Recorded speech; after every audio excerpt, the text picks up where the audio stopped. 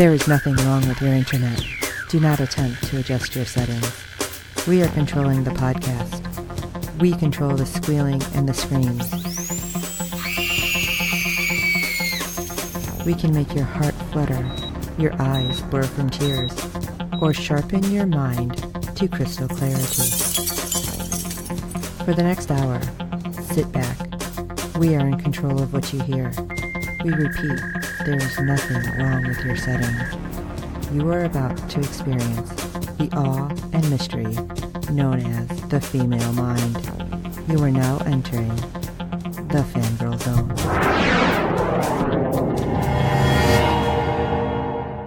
Hello everyone and welcome to SyFy Talk on the Fangirl Zone, a podcast where we discuss shows on the SyFy channel. I'm Sean, Fangirl S. And I'm Steve, and tonight we'll be discussing episode 9 of season 1 of Deadly Class. Oh my gosh, I can't believe we're only one episode away from the finale now, too. No, I'm not ready for it to be over. Oh, because they have not announced if we're going to get another season yet, which is making me crazy and everybody else. Right, especially with the numbers they're getting. Right. Now, you have ratings news for us, which doesn't seem to show what I was seeing online. Okay. Because they were saying that the show's ratings were the highest that they've had all season. And the numbers that you're about to tell us don't really show it because they were showing a lot of people watching it live. Huh. That's curious. Yeah, because episode 9 had a 0.14 in adults 18 to 49 with 0.368 million viewers, making it the 64th rated show for the day. Yeah. I know it was, let's see, when it ended, one guy tweeted that it was number 1 trending wise on Twitter.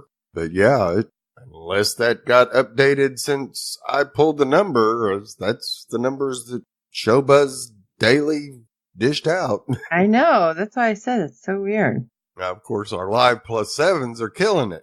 Mm-hmm. For episode 7, it tied for 14th and adults 18 to 49 total gain going from 0.1 to 0.4 for an increase of 0.3. The same it's gotten every live plus 7 that's come out on it, which has always made it first in adults 18 to 49 percentage gain, increasing by 300%. Now, it did just miss the top 25 in viewers total gain, going from 0.355 to 0.896 million viewers for an increase of 0.541. But that also brought it in at third in viewers percentage gain, increasing by 152%. It was still, that's a lot of increases. Yes. And you're increasing your 18 to 49 by 300% and your total viewers by over 150 almost week in and week out. Come on, SyFy. Just do it. Yeah. All right. Well, let's jump into episode 9. The Kids of the Black Hole. After discovering Chester has laid down plans. It finally hit me what the title is. Sorry. Now I'm sitting here staring at it going, wait, huh? It'll come to me probably in the middle of the episode. Later in the comic book store. God. Oh, ew. Yeah. Jump in. Saya's reconnaissance. Saya watches Chester's house where he sees his crazy performance with Chico's head still around. Yeah. And unfortunately Shabnam's parents and crazy Brian Potion. What's his name? Dwight. Yeah. Yeah. Well, when Shabnam's dad gets a chance, he does try to escape, but apparently there's a whole set of deadly booby traps around the house. Sounds familiar. He falls victim to a really ugly one. Yeah, he sure does. Reminded me of the high school in The Purge. Oh, jeez. I didn't even put them together. But now I'm thinking, okay, I feel like more people would want to get involved to try to take these guys out. Now, obviously, Shabnam is not in the position to do anything because he's more of forgeries and talking his way out of things. Right. And he doesn't even know that Chester's got his parents. Right. But I feel like he might want to get involved if he knew. Right. But I don't think he'd be much help. No. It'd be more trouble than it's worth if you wanted a red shirt. Right. That would be one right there. I think you're I right. would much rather lose him than any of our crew. True. Well, Saya's taking pictures to bring back to the group so they can try to figure out a plan. And, well, they're going to have to act quickly because Chester's deadline is fastly approaching. They're getting pretty ripe by now. Yeah. Now, obviously, Maria has the most to lose because she's terrified of El Diablo. But at the same time, I feel like maybe El Diablo was just turning around and be like, who's this Chester guy? Yeah. You would think, but who knows? He finds out how crazy Chester is. He might recruit him. Yeah, that's true. But nevertheless, Marcus promises they'll stop him before anything bad could happen. Oh, well, that's probably going to go to shit. Yeah, that won't happen. Yes. Lynn is giving a lecture then in his class about love being a weakness. And I'm like, wow, pot and kettle, huh? Yeah, exactly. Majorly hypocritical with his circumstances. And Marcus calls him out. Yeah. But when Marcus was about to take a cane to the face, Maria stops him when Lynn points out that just proves how much of a weakness friendship is too, because he has a blade to her side. Right. So, yeah, you're going to help, but you could have been taken out too. And I feel like this was all about Marcus because, Marcus is the one who says, Maria did it to save me because Chico was going to take me out, and then everybody else is trying to save each other. And so Lynn's like, you shouldn't save anybody, apparently. Yeah. But everything that's being taught is going against what Lynn told Marcus when he first got here. Yeah, absolutely. And that's where Marcus really nailed Lynn to the wall was, you're just suppressing what you were, and you're trying to suppress me. Right. And when he points out that you said you were going to teach me how to harness my anger and change the world, but basically you want me to just be emotionless and obey orders. Well, that ain't going to be great. Nope. But I don't know, because Lynn's like, great, because I'm already trying to fight multiple battlefronts because the guild and my sister's belief, and now my sister knows, obviously he's not saying this to Marcus, but no. My sister knows about my daughter and wife, and now I just have to wait for the next attack, and what the hell do I do? Yeah. Lynn's got quite a bit on his plate right now, too. Yes. So while Lynn is choosing defensive tactics, Marcus goes with an aggressive attack plan against Chester before Chester can attack them or kill more people. But he needs help. To be noble. Yes, he definitely needs help. Yeah. When he realizes how messy this is going to get, Willie decides, I'm out.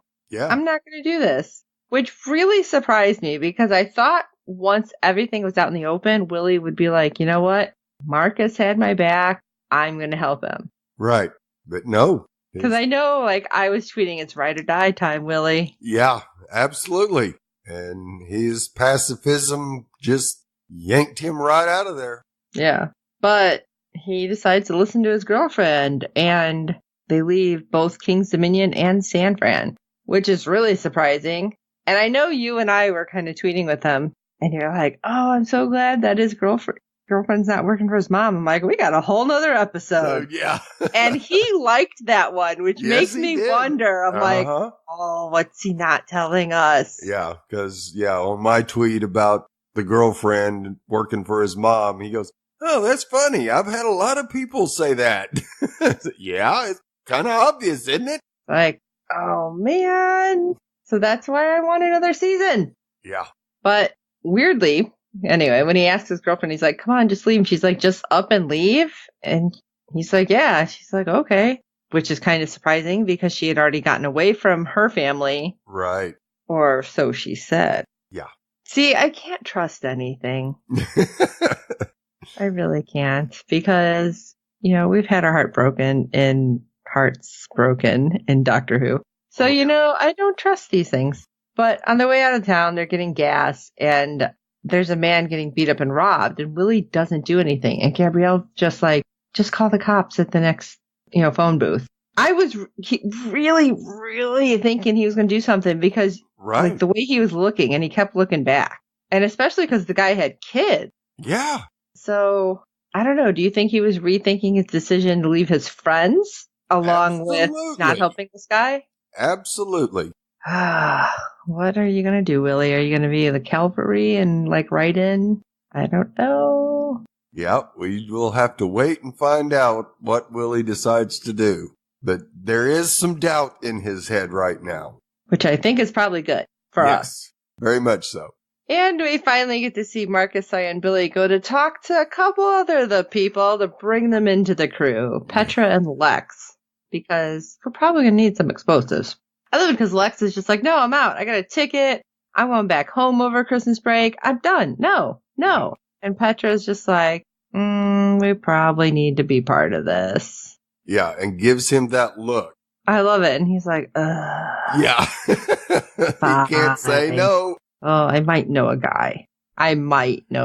Don't you love that? And I'm thinking, have I ever said that? Not about explosives, but, I might know a guy. And I think I have. Yeah. Well, it's weird because Petra seems to be, loyal to Marcus, but why? She has no reason to really be loyal to him. Well, he did try to stand up for during prom. Oh, yeah. And when the karaoke syndicate broke in, right. He helped save her life. Okay. That makes sense. But just, I don't know. So many of them quickly change, So I don't know. It's cool. And hopefully it will stay that way. But yeah, I doubt a lot of things here. Yeah. Petra better survive next week. Uh-huh. All right. But she does ask Marcus at one point if Chester's the one who hurt him. Right. Even though she already kind of, had her mind made up with everything. And that's when she's like, yep, all right, we got to do this. Yep. And let's go to Maria, shall we?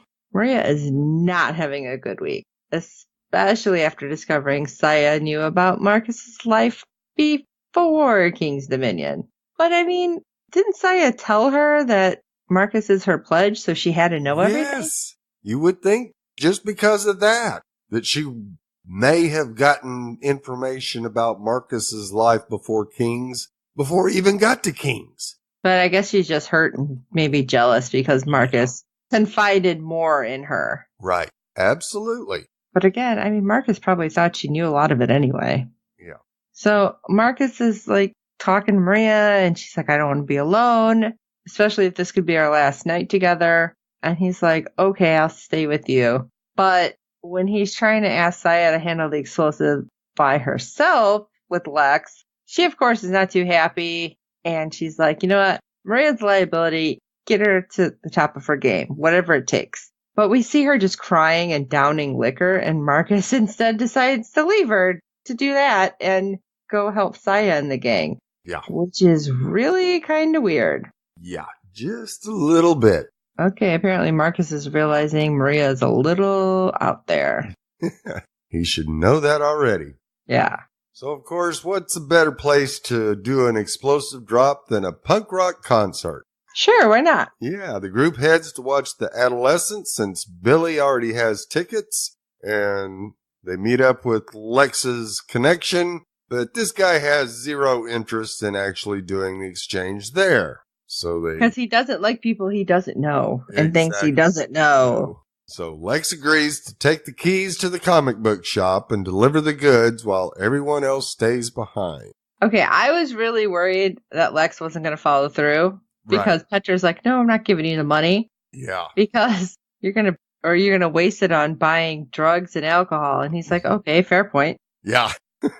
And then the shocker was Marcus is about to leave and Saya convinces him he needs to live a little. And I'm like, this is the most polite mosh pit ever. Yes. Because they're slam dancing all together and everyone's laughing.